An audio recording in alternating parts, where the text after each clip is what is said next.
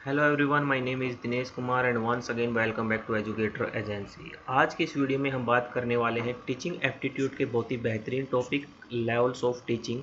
और इस वीडियो के अंदर हम डिटेल में जो स्टडी करेंगे वो करेंगे मेमोरी लेवल, और आने वाली वीडियो में हम understanding level and reflective level पर भी बात करेंगे। चलिए देख लेते हैं। जो फर्स्ट हमारा मेमोरी लेवल है, मेमोरी लेवल ऑफ टीचिंग है, ये सबसे निम्न कोटि का लेवल ऑफ टीचिंग है और इसको जॉन एफ हार्वर्ड के द्वारा दिया गया। और ये क्या है, लिस्ट थॉटफुल है, या इसको आप थॉटलेस भी कह सकते हो। थॉटलेस क्यों? क्योंकि ये जो मेथड है ये जो लेवल ऑफ टीचिंग है ये छोटे बच्चों के लिए है। इसलिए छोटे बच्चों में इतनी कैपेबिलिटी नहीं होती कि वो चीज़ों को समझ सके या अपनी चिंतन शक्ति का यूज कर सके। इसलिए ये क्या है, लोवेस्ट लेवल ऑफ टीचिंग है। सेकंड, अगर हम बात करें अंडरस्टैंडिंग लेवल, अंडरस्टैंडिंग लेवल के लिए जो मेमोरी लेवल ऑफ टीचिंग है ये एक आधार का काम करता है। जितनी अच्छी हमारी मेमोरी लेवल ऑफ टीचिंग होगी, अंडरस्टैंडिंग लेवल पर टीचिंग भी उतनी ज़्यादा अच्छी देखने को मिलेगी। जो अंडरस्टैंडिंग लेवल ऑफ टीचिंग है ये एच सी मॉरिसन के द्वारा दी गई और ये थॉटफुल है।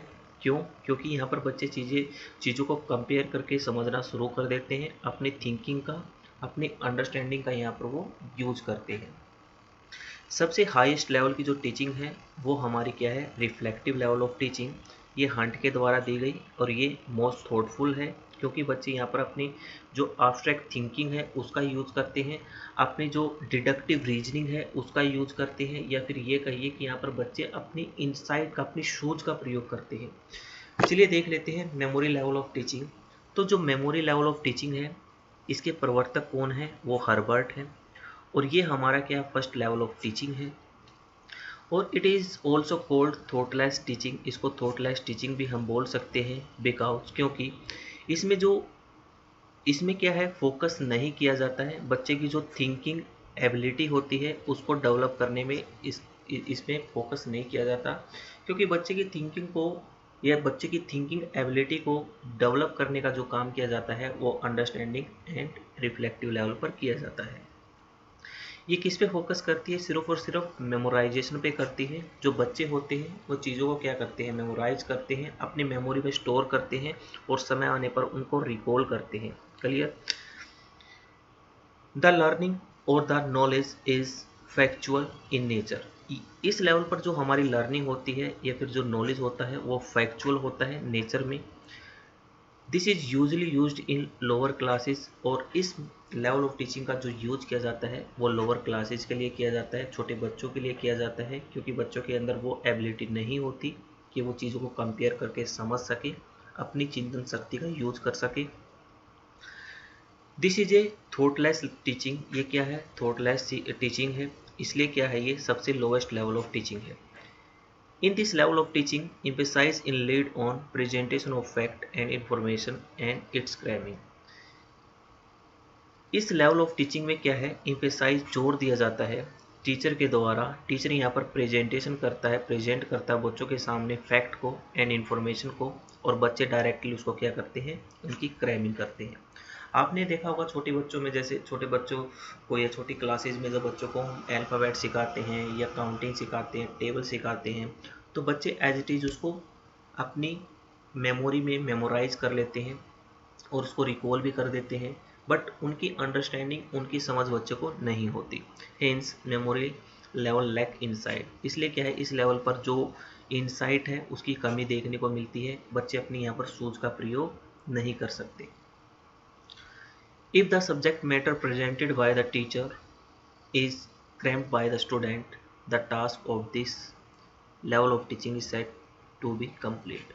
यानी कि यहाँ पर एक टीचर के द्वारा सब्जेक्ट मैटर को प्रेजेंट किया जाता है और बच्चों के द्वारा उसकी क्रैमिंग कर ली जाती है, उसको एज इट इज़, उसको एक प्रकार से कंठस्थ कर लिया जाता है, और इस टास्क को ही हम क्या बोलते हैं, लेवल ऑफ टीचिंग। या लेवल ऑफ टीचिंग को यहाँ पर कंप्लीट माना जाता है। आगे देख लेते हैं।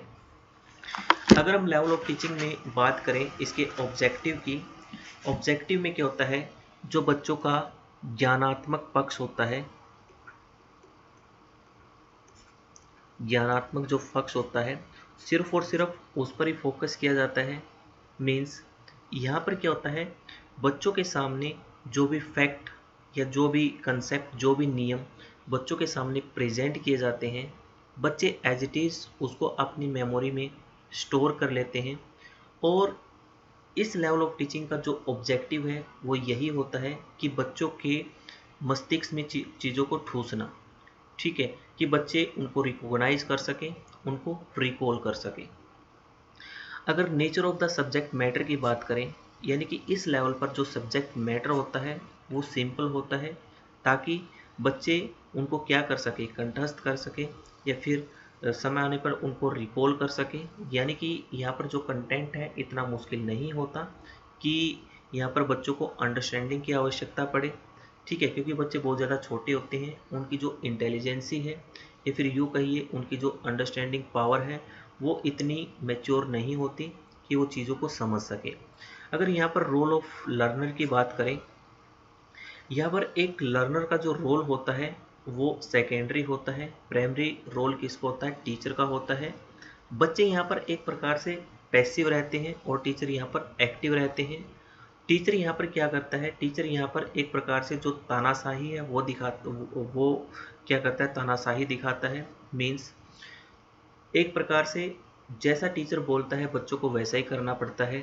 इसलिए हम यहाँ पर कह सकते हैं टीचर का लेवल ऑफ टीचिंग, जो हमारा मेमोरी लेवल ऑफ टीचिंग है, उसमें टीचर का जो रोल होता है वो प्राइमरी होता है, और जो एजुकेशन का पैटर्न है वो सब्जेक्ट ओरिएंटेड होता है। बच्चे यहाँ पर क्या करते हैं, एक प्रकार से पैसिव लर्नर का काम करते हैं, सिर्फ पैसिव ऑडियंस का काम करते हैं, सिर्फ और सिर्फ टीचर को सुनते हैं और चीज़ों को क्या करते हैं, कंठस्थ करते हैं। अगर यहाँ पर नेचर ऑफ मोटिवेशन की बात की जाए, बच्चे यहाँ पर इंटरनली मोटिवेट नहीं होते, बच्चे यहाँ पर कहीं ना कहीं एक्सटर्नली मतलब बाह्य रूप से मोटिवेट होते हैं। मीन्स जैसे कि एक टीचर के द्वारा जब एक बच्चे की प्रशंसा की जाती है, या कोई भी पुरस्कार दिया जाता है, अवार्ड दिया जाता है, या बच्चा अच्छे मार्क्स लेकर पास होता है, अच्छा ग्रेड लेकर पास होता है, तो बच्चा यहाँ पर क्या है, बाह्य रूप से क्या होता है, मोटिवेट होता है। वो आंतरिक रूप से मोटिवेशन देखने को नहीं मिलता। अगर यहाँ पर इवैल्यूएशन की बात की जाए, तो बच्चों का यहाँ पर इवैल्यूएशन जो किया जाता है वो ओरल या रिटन की फॉर्म में किया जाता है।